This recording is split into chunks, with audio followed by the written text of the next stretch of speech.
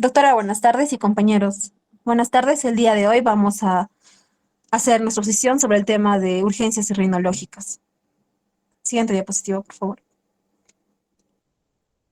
Empezaremos hablando de epistaxis. Este término proviene del griego que significa fluye gota a gota. Vamos a definir a esta como toda hemorragia que proviene de las fosas nasales. Se va a tratar de un signo clínico, más no de una enfermedad.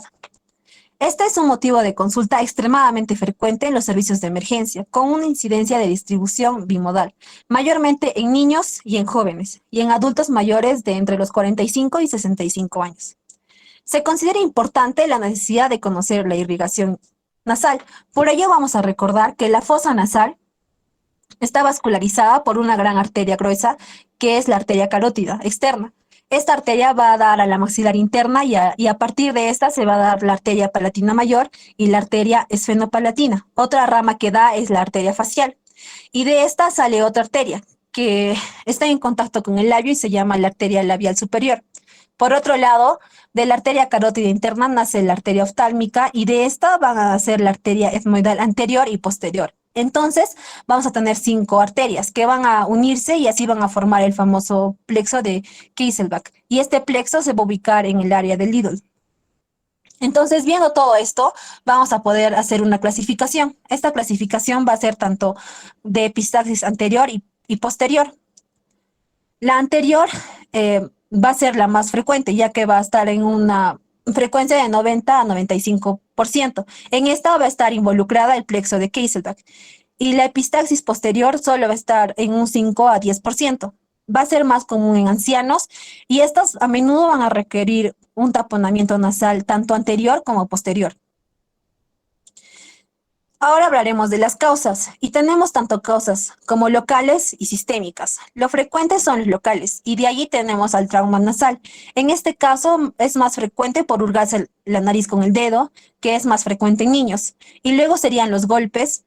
Dentro de causas locales tenemos a los tumores, granulomas piógenos, desviación septal, perforación septal y demás. Y en las generales tenemos a los trastornos de hemostasia, algunos fármacos y enfermedades febriles.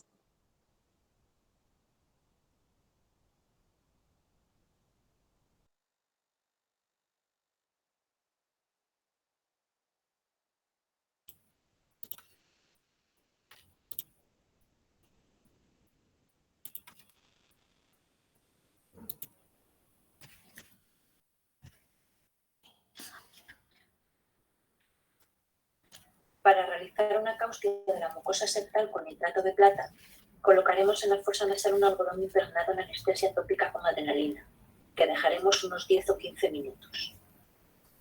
Tras retirar el algodón y visualizar el punto sangrante o el vaso al cauterizar, daremos unos toques con la barrita de nitrato de plata, hasta observar la formación de una costra blanco-grisácea.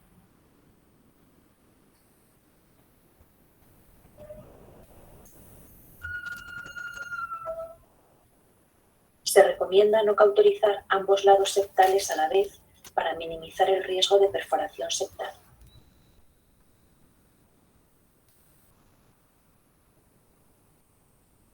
Después de la caustia, retiraremos los restos de nitrato de plata con un bastoncillo.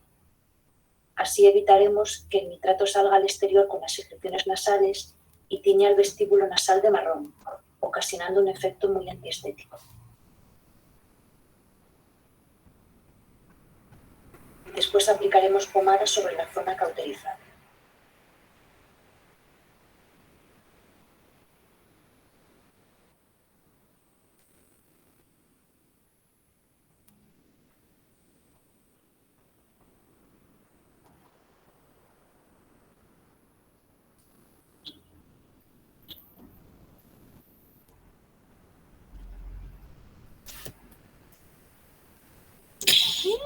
¿Quién lo ha movido?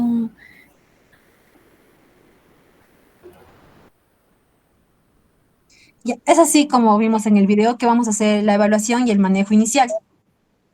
Como generalmente los pacientes con epistaxis son niños, primero debemos realizar la colocación de un taponamiento, es decir, un algodón. Esto más agua oxigenada, y así realizar una compresión durante unos 10 minutos en las alas nasales, al cual se le va a conocer como el método de Trotter.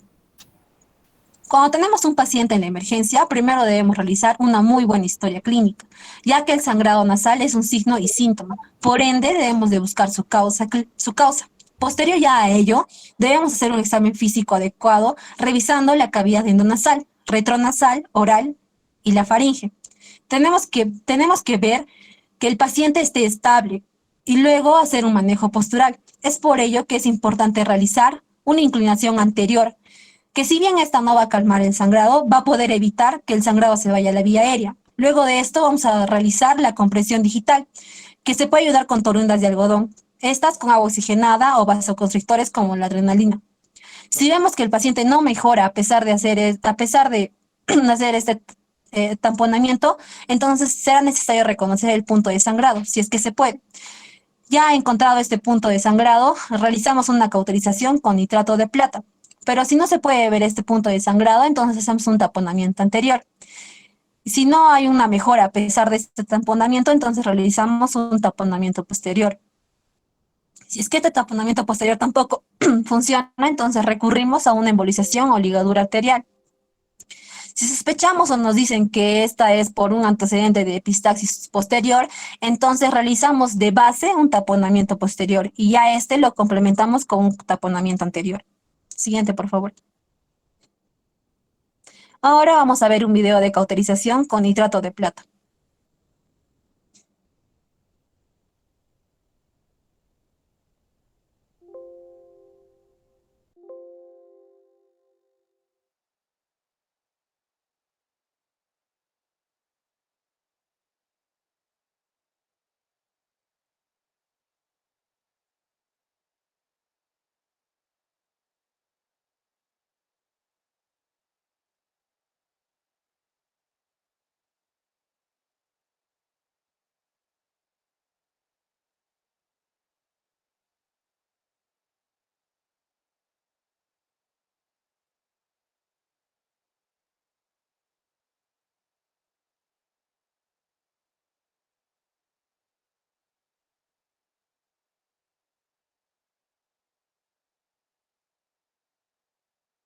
Como podemos ver,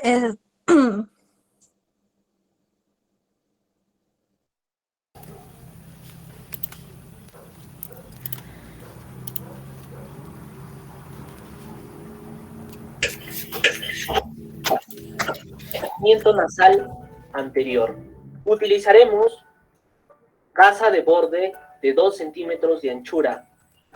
Vamos a lubricar y cubrir con pomada antibiótica. En este caso utilizamos el Rino-Benedir en toda la superficie y magnitud de la gasa. Terminando de lubricar, se utilizará el espéculo nasal y la pinza acodada o bayoneta para el ingreso de esta gasa.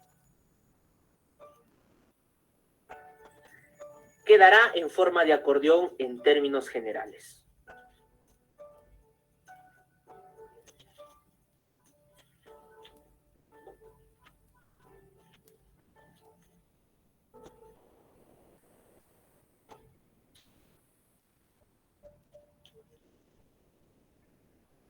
De esta forma quedará lo que viene a ser el taponamiento anterior, en el cual mantenerlo de 3 a 7 días en grandes epístasis y siempre recordar que un taponamiento se mantiene en más de 48 horas, debemos de hacer una profilaxis antibiótica sistémica.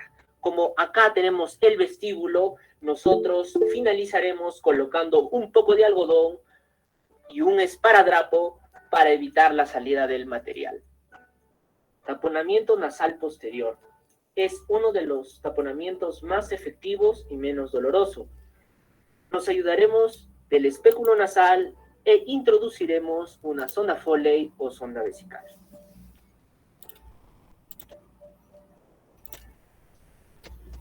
Vamos a ingresarlo hasta la garganta para luego, mediante la boca, poder buscarlo. Al encontrar, jalaremos esta sonda y sacaremos por la boca. Por consiguiente, nosotros tendremos un tapón en el cual anudaremos los hilos que están atados a esta gasa, a la sonda Foley. Siguiendo este proceso, jalaremos esta sonda vesical hasta dejar el tapón en la zona posterior. Recordar que debemos atar muy bien estos hilos, dejarlo bien pegados para que la gasa no caiga hacia atrás de la rinofaringe. Siguiendo este proceso, vamos a emplear el taponamiento nasal anterior ya mencionado. Mediante el espéculo nasal introduciremos otra vez.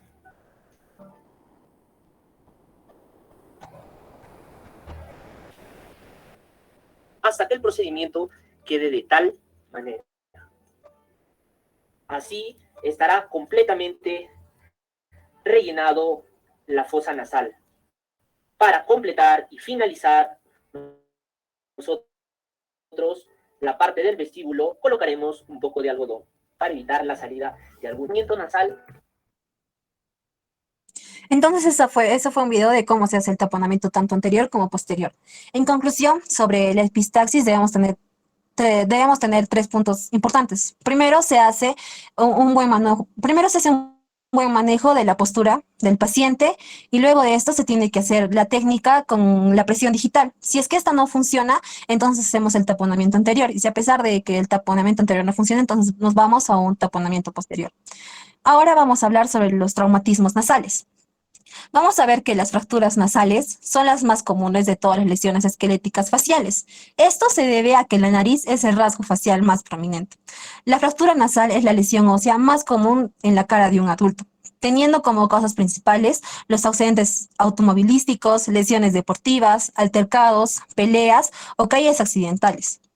Los traumatismos nasales son más frecuentes en varones, en una relación de 2-1 en cuanto a las mujeres. Entonces, primero, las fracturas de los huesos nasales ocurren comúnmente en la pared distal, donde son más anchas y delgadas. Para que se dé en la parte más proximal, este tipo de trauma tendría que emplearse con una fuerza mucho más mayor. Las áreas débiles del dorso cartilaginoso y las débiles conexiones entre el cartílago septal y la cresta maxilar van a producir una mayor incidencia de fractura, dislocación después de que haya un traumatismo nasal. El rico suministro de sangre en la región nasal va a predisponer a los pacientes a que desarrollen una epistaxis en el traumatismo nasal. Siguiente, por favor.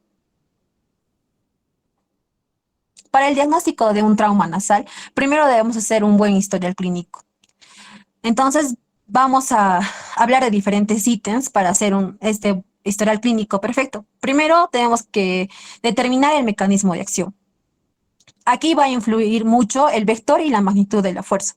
Vamos a ver 2 escenarios frecuentemente. La primera va a ser la agresión agravada, en el cual se va a dar por un golpe lateral de energía baja y suele producir la fractura del hueso nasal ipsilateral y una fractura externa en el lado contralateral. En el segundo caso va a ser por un impacto frontal, usualmente causado por accidentes de auto y proyectiles. Esto se va a producir en un mayor grado de conminución en el caso de la fractura ósea y de la lesión del tabique. También es frecuente las lesiones por aplastamiento en las estructuras.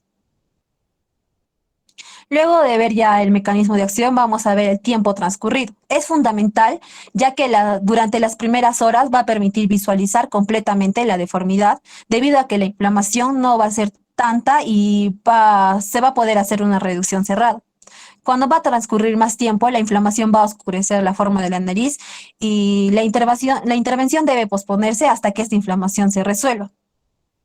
También hay que ver si es que esta es una deformidad aguda o crónica o ya es preexistente, si es que el paciente ya tenía traumatismos nasales previos, si es que también tenía cirugías nasales previas o si es que el paciente tiene una patología nasal no traumática.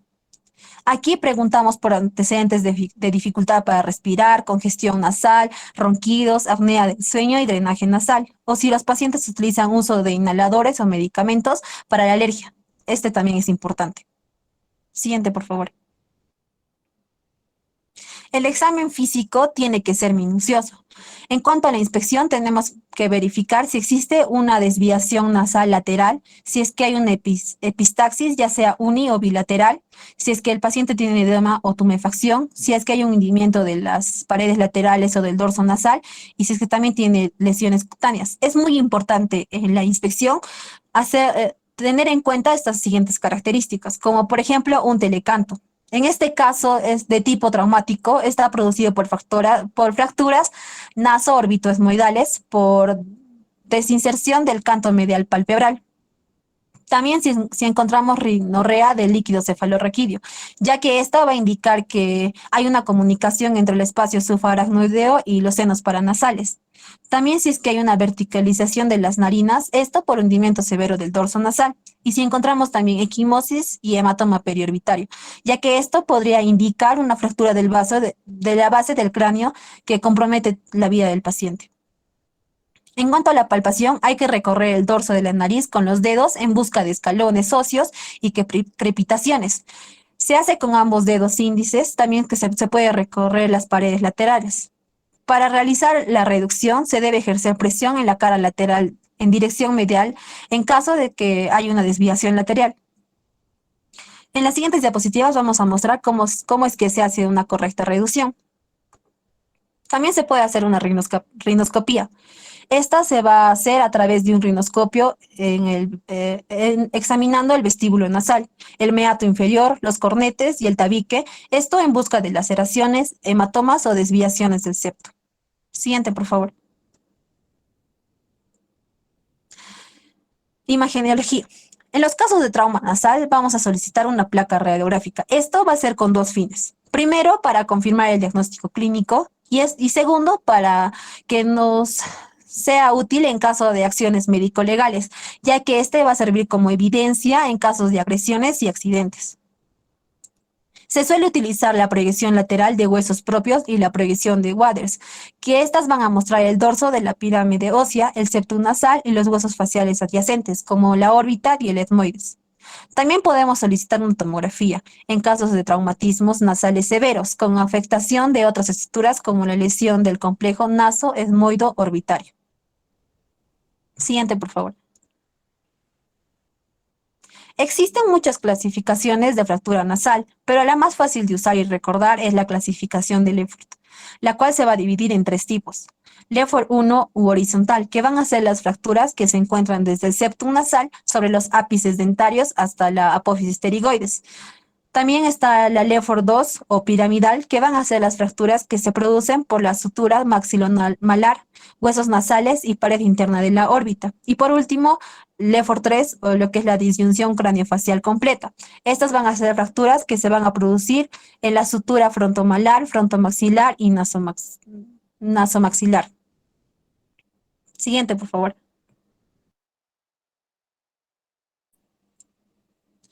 Cuando tengamos ya diagnosticado al paciente con la fractura nasal, habrá casos que debamos resolver de inmediato y otros a los que podemos diferir.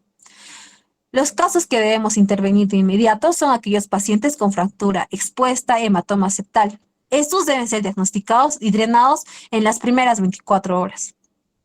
Y si es que también los pacientes tienen epistaxis. Los casos que pueden esperar, es decir, que puedan diferirse, son los casos de fractura desplazada con obstrucción nasal o deformidad estética. En estos casos, si ya ha pasado el momento inicial para poder haber realizado una reducción, que son las primeras 3 a 6 horas, y ya habiendo descartado las urgencias, se debe indicar frío local, analgesia y antiinflamatorios. Y luego hacer un control por otorrinolaringología luego de 5 a 7 días en adultos y en niños de 3 a 4 días para que estos puedan evaluar cuando haya menos edema y así programar la reducción en el momento adecuado. La reducción nasal, el tiempo adecuado para realizar una reducción nasal debe ser inmediata, ya que el hematoma, ya que cuando existe un hematoma septal, se debe tener la urgencia de realizar en un periodo de 3 a 6 horas, ya que el edema es mínimo y así va a permitir una reducción cerrada con una adecuada palpación. pero también se puede realizar hasta 14 días posterior al trauma, puesto que posterior a esto, los estudios demuestran que la dificultad, que no hay mucha, que la dificultad para alinear la nariz no es tanta como posterior a esta. El tiempo óptimo sería antes de los 10 días en adultos y 7 días en los niños, debido a la rapidez de la consolidación ósea. Las técnicas quirúrgicas que debemos utilizar para una reducción nasal son una reducción nasal cerrada o una reducción nasal abierta. En cuanto a la reducción nasal cerrada, se deberá hacer con el menor edema posible y antes de que se consolide la fractura, es decir, antes de los 10 días. La técnica va a consistir en aplicar fuerza en dirección opuesta al trauma y así se va a poder reducir la fractura nasal. Ahora, si hablamos de la reducción nasal abierta, este procedimiento va a estar reservado solo en casos de fracturas extensas por desplazamiento del hueso nasal y septum. Que esto pasa en las desviaciones o que la desviación de la nariz sea más del 50% del ancho del dorso nasal. O también que haya una luxofractura grave del septum nasal, o en el caso de fracturas expuestas que comprometan el septum nasal, o que los huesos ya estén consolidados después de una fractura nasal, y cuando la deformidad nasal persiste luego de una adecuada reducción cerrada. Siguiente, por favor. Bueno, en este video vamos a poder observar cómo es que se hace una correcta reducción nasal.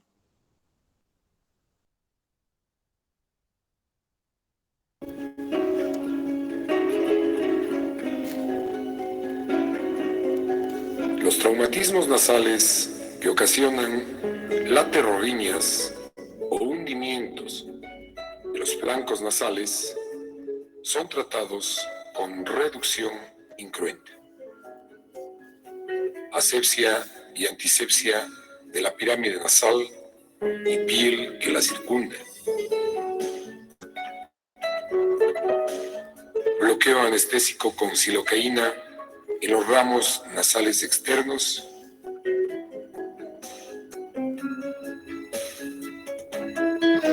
nasopalatinos,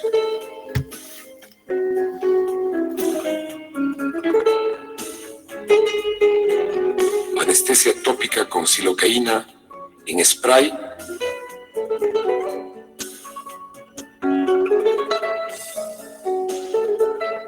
e infiltración de la mucosa nasal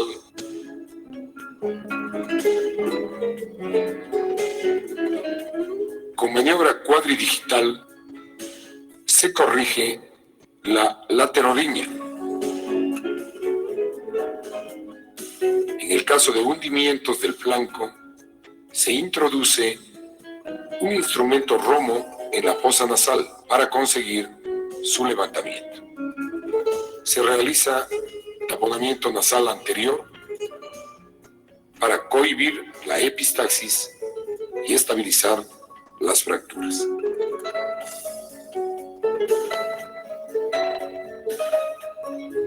Ferulamiento externo con pequeñas tiras de esparadrapo, en lo posible de papel, para no dañar la piel. Y colocación de placa metálica o férula de yeso.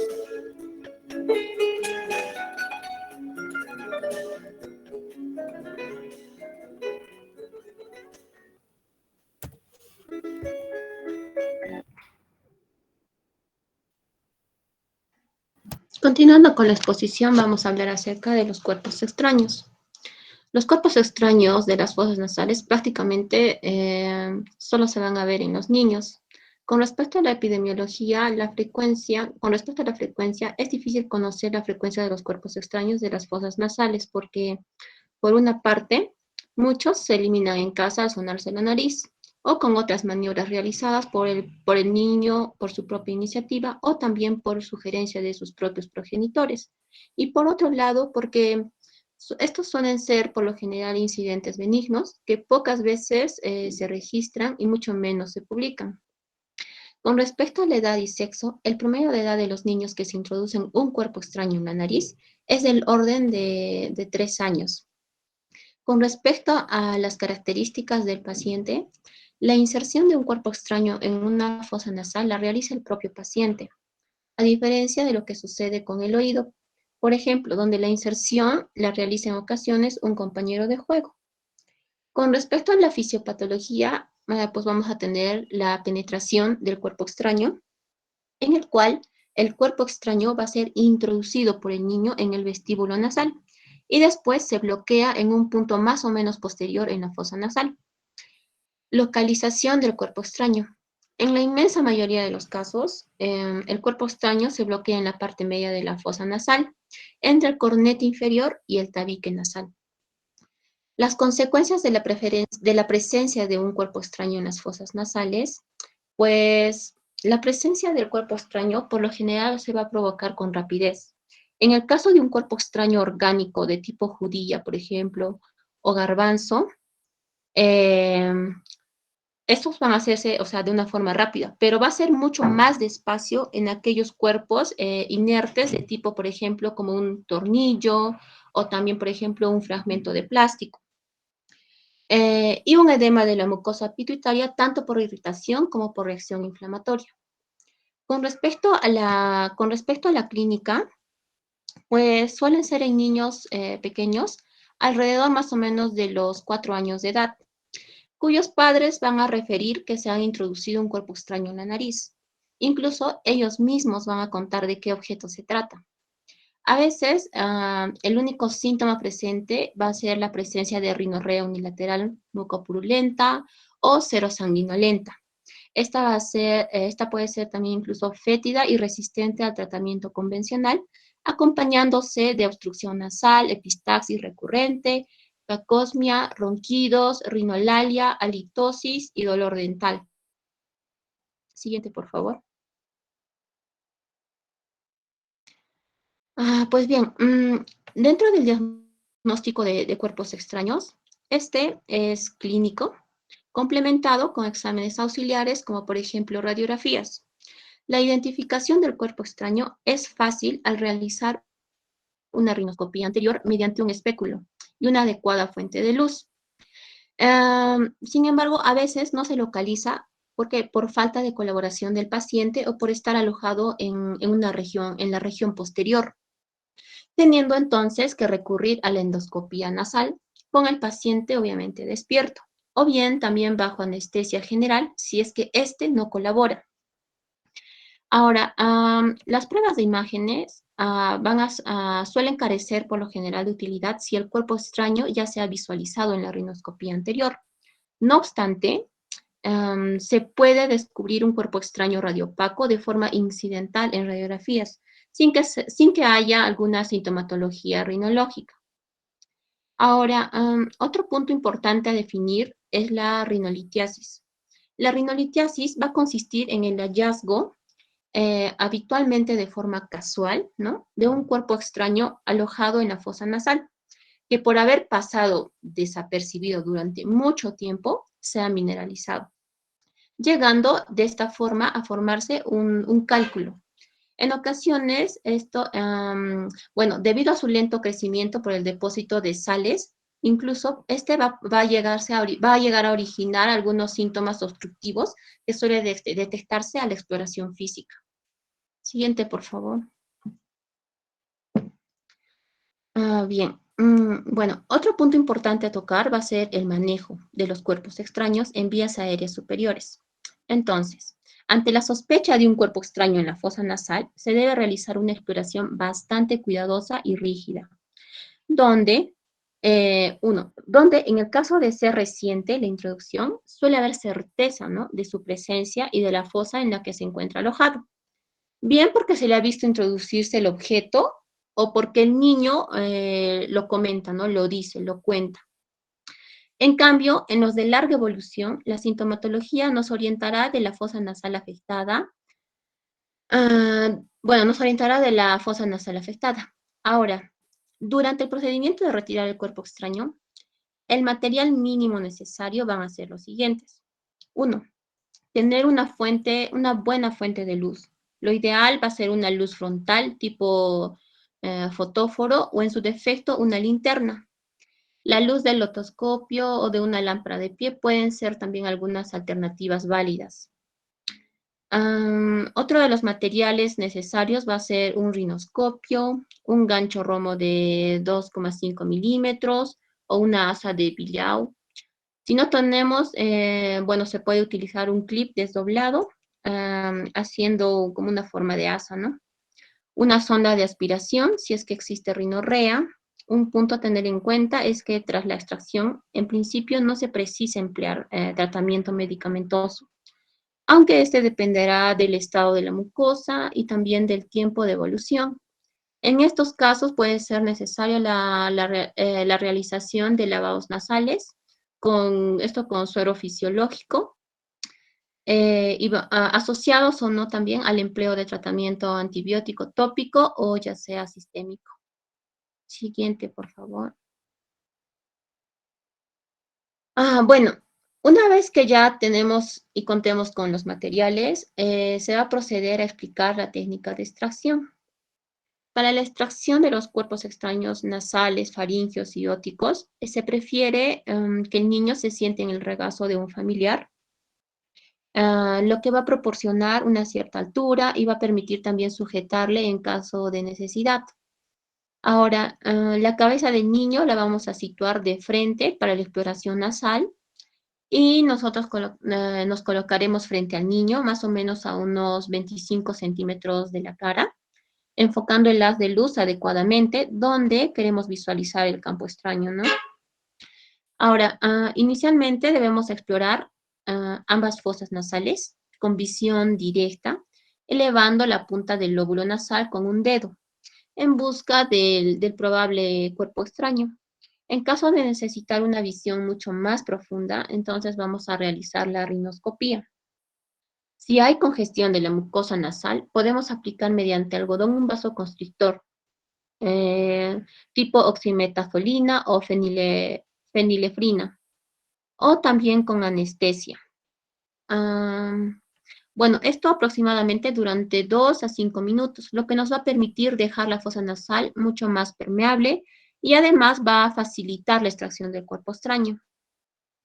Ahora, si confirmamos la presencia del cuerpo extraño, vamos a proceder a su extracción teniendo en cuenta las características del cuerpo extraño. Entre estos, por ejemplo, a tomar en cuenta va a ser el tamaño, la superficie y la naturaleza del cuerpo extraño. Dentro de las maniobras para la extracción del cuerpo extraño tenemos, bueno, donde el niño debe sonarse con mucha fuerza por la fosa afectada, mientras mantiene tapada la otra fosa nasal. Esta va a ser una de las maniobras más sencillas. Una alternativa que se puede utilizar también en aquellos que no se saben sonar va a ser el uso de presión positiva de oxígeno, y que va a estar insuflado por la fosa nasal no afectada o por la boca. Ahora, si no lo logra expulsar, ¿no?, el cuerpo extraño, entonces recién se va a proceder a la extracción instrumental. Tenemos que tener en cuenta también si el objeto es liso, es esférico o con una superficie convexa. Entonces vamos a poder utilizar el gancho o el asa de Billau, que nos va a permitir extraerlo al traccionarlo.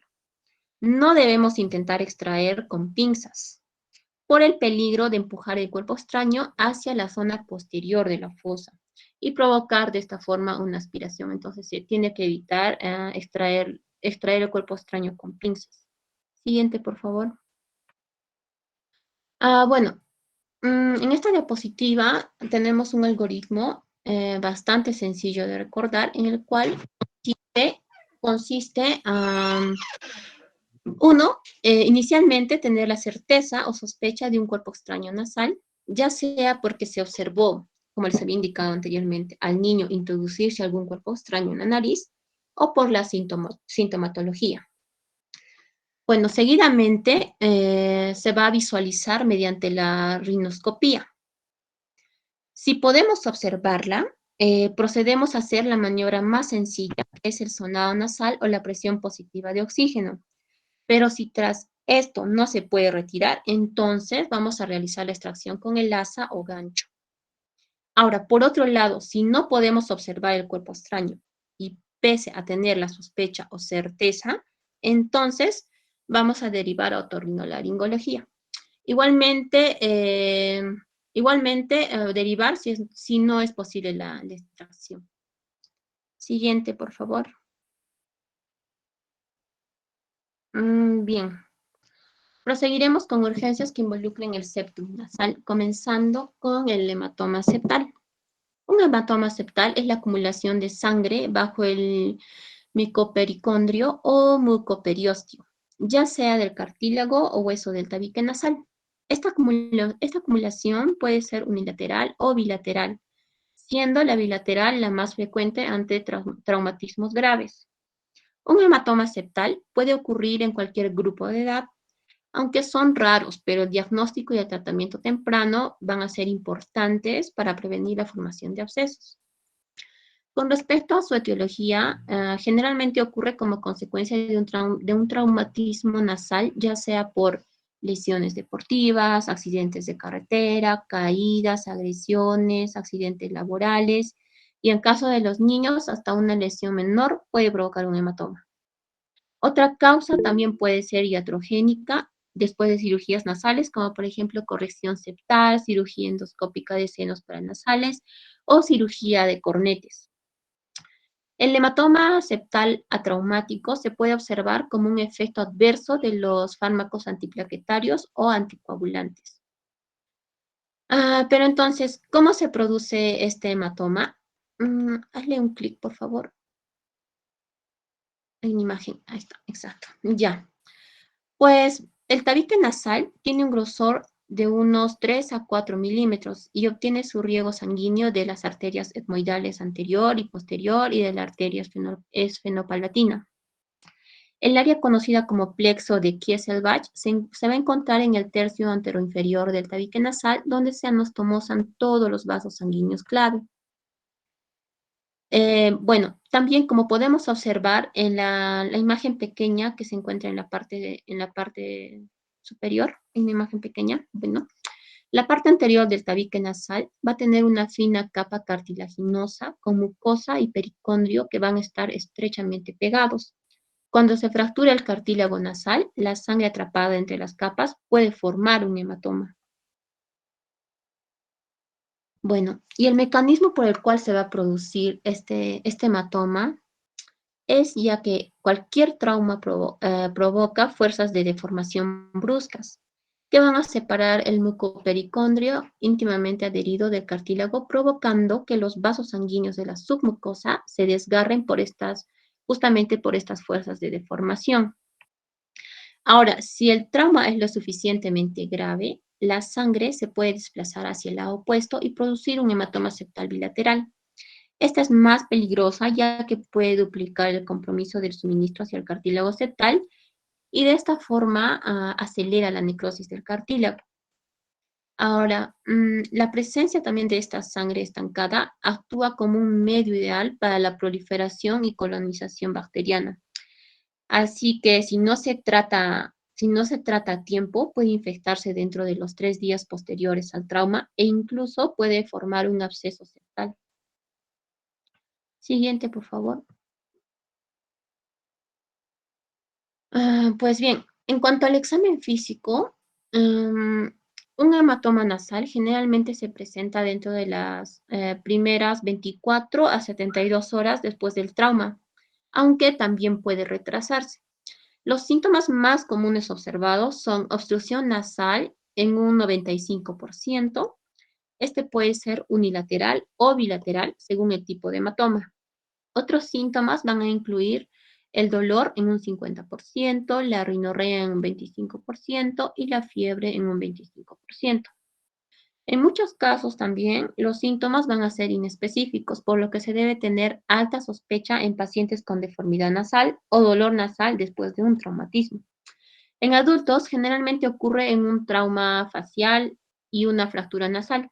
Y en los niños se puede encontrar en un traumatismo nasal menor, como en caídas simples o que se choquen con estructuras sólidas o en altercados con hermanos o con sus amiguitos. Y en el examen clínico, bueno, después se va a proceder a realizar un examen clínico cuidadoso, el cual va a ser importante para cualquier paciente, ¿no? Un hematoma septal generalmente se puede diagnosticar inspeccionando el tabique con un espéculo nasal o con un otoscopio. ¿Puedes hacerle clic al video, por favor? Bueno, en el siguiente video vamos a observar, bueno, si se decide, se va a utilizar un otoscopio. Debe ser necesario que la cabeza esté correctamente operativa en caso de que se requiera una incisión y drenaje. Podemos observar en el video, ¿no? Un espéculo es mejor ya que nos va a proporcionar una exposición mucho más amplia para realizar el examen. Se debe insertar el espéculo nasal con las puntas en posición superior e inferior para así evitar tocar la parte sensitiva del septum nasal. Bueno, como podemos observar en la imagen del video, ya con la exposición apropiada vamos a podernos permitir visualizar el septum nasal, el cornete inferior y una porción del cornete medio. Nuestra visión del pasaje nasal, como están observando, ¿no? Puede estar parcialmente interrumpido por estas estructuras, pero con una ligera ayuda. A menudo es posible observar la nasofaringe, que se podrá ver con una mucosa normal y rosada, ¿no? De aspecto saludable y sin ninguna ulceración o sangrado. La anatomía nasal varía demasiado, además hay variaciones que no son normales, pero son comunes. Eso incluye, por ejemplo, desviación septal, un espolón nasal o una concha bullosa. Además, las personas tienden a tener características patológicas como una mucosa pálida o inflamada también, o una mucosa purulenta, pólipos nasales o perforaciones nasales. Siguiente, por favor. Bien. Con respecto al manejo, un hematoma del tabique nasal debe drenarse con urgencia para evitar complicaciones indebidas. Para esto, el paciente debe estar de cúbito supino con cierta elevación de la cabecera de la cama para que de esta forma se permita el drenaje de la sangre por la nariz. Ya, a ver. Sí, ya, que vaya pasando. No, regresa, por favor. Ya, bueno, algo importante a mencionar también en esta diapositiva es que, bueno, como yo les había indicado, los hematomas pequeños, por lo general, se pueden aspirar con una aguja de 18 a 20 y los hematomas más grandes se drenan incidiendo la mucosa sobre el área más fluctuante. Ahora, en el caso de tratarse, por ejemplo, de un hematoma bilateral, en este caso se va a realizar una incisión escalonada para poder evitar la perforación del tabique. Ahora, es importante también indicar de que un absceso del tabique nasal va a ser una de las complicaciones más importantes de un hematoma del tabique. El absceso puede ir fácilmente a las estructuras adyacentes, incluidos, por ejemplo, los senos paranasales e incluso el cerebro. Entonces, este absceso puede causar necrosis del cartílago, lo que produciría una deformidad de la nariz en silla de montar. Siguiente, por favor.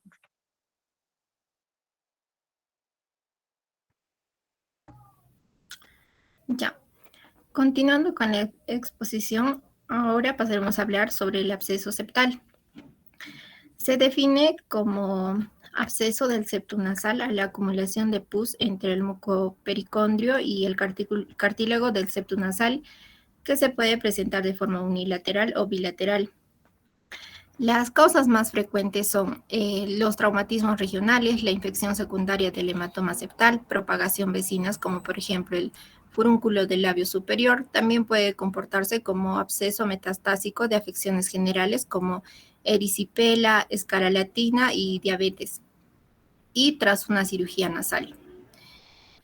En cuanto a su fisiopatología, la rotura de los vasos que irrigan al septum origina un hematoma que priva al cartílago avascular de su suministro de sangre, desencadenando una isquemia. A esta isquemia se le agrega el aumento de la presión tisular generada por el hematoma en el aumento, produciendo la necrosis del cartílago septal. generando así un entorno ideal para la proliferación bacteriana y la formación de abscesos, generalmente un lapso de 3 días. En conclusión, la necrosis y el hematoma forman un medio propicio para la colonización y el sobredesarrollo bacteriano. La lisis bacteriana puede destruir completamente el cartílago septal en un lapso de 24 horas. Siguiente, por favor. El diagnóstico temprano, adecuado y precoz son esenciales para disminuir el riesgo de complicaciones. Esta entidad se caracteriza por, 1, la obstrucción nasal. Este es el síntoma inicial más común, presente en el 95 al 100% de los casos. El paciente se quejará de congestión nasal y dolor, hinchazón, eritema de la piel, subyacente, sensibilidad perinasal, cefalea. También puede presentar rinorrea, fiebre, epistaxis, cefalea, celulitis y malestar general. Con una buena exploración física podremos observar hinchazón unilateral o bilateral del tabique nasal, destrucción del cartílago del tabique, ya que se observa perforación del tabique o una deformidad de la nariz sencilla de montar, y en la palpación se podrá palpar la parte afectada del tabique, que puede revelar la sensibilidad y la fluctuación. Siguiente, por favor. Ya, el tratamiento universalmente aceptado es una incisión y drenaje con la extracción del cartílago necrosado. Además, será primordial la cobertura antibiótica apropiada. Debe analizarse cuál es el mejor tratamiento empírico inicial, particularmente en casos graves con importante compromiso del estado general. Se da terapia endovenosa dirigido a los patógenos más comunes durante 3 a 5 días, seguidos de antibióticos orales basados en los resultados del cultivo durante 7 a 10 días. Es importante considerar el taponamiento intranasal aplicado en el momento de la incisión, ya que ayudará a reducir el riesgo de reacumulación del absceso. La reconstrucción puede realizarse en el mismo acto quirúrgico a demora de 8 a 12 semanas, cuando la resolución de la infección se asegure un injerto exitoso. ¿Puedes reproducir el video, por favor?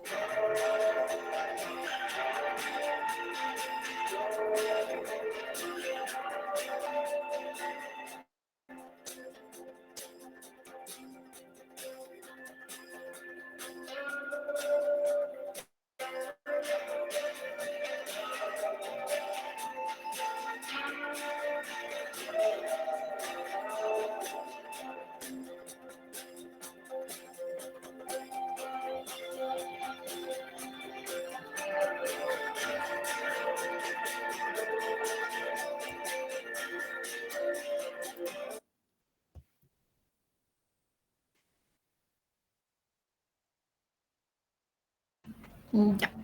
Continuando, hablaremos sobre la perforación septal. El septum nasal es una lámina osteocartilaginosa que da soporte a la pirámide nasal y divide la cavidad nasal en 2 fosas nasales. La región ósea y cartilaginosa son las principales componentes del septum nasal. Una perforación septal es un defecto anatómico consistente en la comunicación de ambas fosas nasales a través del tabique nasal, involucrando su porción cartilaginosa ósea o ambas. El cartílago septal suele ser la zona más frecuentemente comprometida. Las perforaciones septales alteran el flujo natural del aire laminar a través de la nariz, creando turbulencia y alterando la humidificación normal, afectando la función ventilatoria y olfatoria. En cuanto a la etiología, la perforación del septo nasal puede ocurrir por diversas causas, siendo las más comunes cirugías septales previas, traumatismos, hematomas septales no tratados, enfermedades inflamatorias, taponamiento nasal prolongado y abuso de aerosol nasal conteniendo descongestionantes o corticoides. En cuanto a la sintomatología, la manifestación clínica puede variar mucho entre pacientes según el tamaño. Son pequeñas de diámetro menor a 0.5, medianas de diámetro entre 0.5 y 2 centímetros, grandes de diámetro mayor a 2 centímetros y la ubicación de la perforación. Las perforaciones más grandes y localizadas en la parte anterior del tabique suelen ser las más propensas a causar síntomas que incluyen epistaxis recurrentes, formación de costras, secreciones, obstrucción nasal, anosmia, dolor y silbidos. Siguiente, por favor. En cuanto al diagnóstico, el diagnóstico se realiza mediante una exhaustiva anamnesis y un acuicioso examen físico, en donde es posible encontrar el antecedente de algún factor desencadenante como traumas o cirugías previas y la perforación septal en sí, usualmente con la presencia de costras y epistaxis. En cuanto a los estudios complementarios, destaca la tomografía computarizada de nariz y cavidades paranasales, la cual permite medir los diámetros de la perforación, su relación con el borde caudal del tabique nasal y constatar la existencia de alguna desviación septal concomitante. Como podemos observar en esta imagen, es una tomografía computarizada de senos paranasales en la cual se observa la solución de continuidad del septum cartilaginoso en su porción anterior. Y la imagen de la derecha es un procedimiento de fibra óptica. Ahí se puede apreciar la perforación de 2 centímetros de diámetro. En cuanto al tratamiento, respecto al manejo no quirúrgico, el uso de lavados nasales con solución salina hipertónica, ungüentos con antibióticos, tratamiento de la epistaxis mediante cauterización local o taponamiento nasal o hemostático, tratamiento etiológico si es posible, y por último el botón septal. Este es un método alternativo al de la cirugía, poco agresivo para el paciente y de colocación fácil y rápida. Todos estos métodos pueden ser capaces de reducir e incluso cesar la sintomatología, pero estas alternativas en la mayoría de los pacientes no contribuyen directamente al cierre o a la disminución de la perforación. Siguiente, por favor. En cuanto al tratamiento quirúrgico, se realiza cuando hay falla del tratamiento conservador por afectación importante a la calidad de vida del paciente, con el objetivo de restablecer integridad del septo nasal. Varios estudios han descrito el uso exclusivo de colgajos de mucosa intranasal, ya sea del cornete inferior, del cartílago cuadrangular y mucoperiósteo, para cerrar lo que es la perforación del tabique nasal, así como de las combinaciones del colgajo de mucosa intranasal e injertos de interposición. El tratamiento quirúrgico va a depender del soporte osteocartilaginoso, el tamaño y su localización. Con un soporte osteocartilaginoso, si el tamaño es menor a 2 centímetros, se utilizarán colgajo suelo nasal y meato inferior, colgajo de avances, colgajo de crossover, colgajo etmoidal anterior, colgajo palatino mayor, pero si la perforación septal es mayor a 2 centímetros, se utilizarán el colgajo etmoidal anterior y el colgajo palatino mayor. Ahora, sin soporte osteocartilaginoso también dependerá del tamaño y la localización de la perforación septal. Si la perforación septal es de tamaño menor a 2 centímetros, tiene una localización antero-inferior, se utilizan el colgajo suelo nasal, meato inferior, colgajo cornete inferior pediculado anterior. Por otro lado, si se tiene una localización medio alta, se utilizará un colgajo cornete medio, colgajo cornete inferior y pediculado posterior. Si la perforación septal tiene un tamaño mayor a 2 centímetros, se va a utilizar un colgajo suelo nasal y meato inferior, colgajo pared lateral o colgajo de pericráneo. Es importante un correcto diagnóstico para así evitar un tratamiento erróneo e importuno que podría derivar en serias e innecesarias complicaciones que incluyen estética y hasta funcionalmente. Esa es toda nuestra exposición. Gracias.